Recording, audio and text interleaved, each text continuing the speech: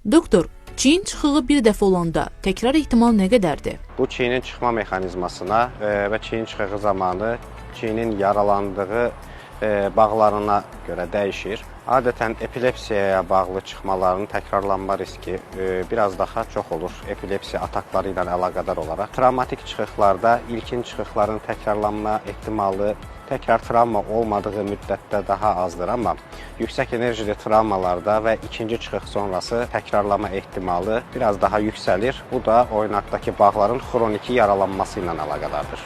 Adəti çıxıqlar isə genəlliklə Azərbaycanca təkrarlayan çıxıqlar dediyimiz ilk travma çıxığından sonra zədələnən bağ və yaxud da sümükdəki defektlərə tam sağalmadan çıxıqları daha da rahatlıqla çıxa bilir. Yəni, məsəl üçün, paltar dəyişikliyində və yaxud da adi bir hərəkətlərdə belə çıxıqlar meydana gəlir. Bu halda nə etmək gərəkir?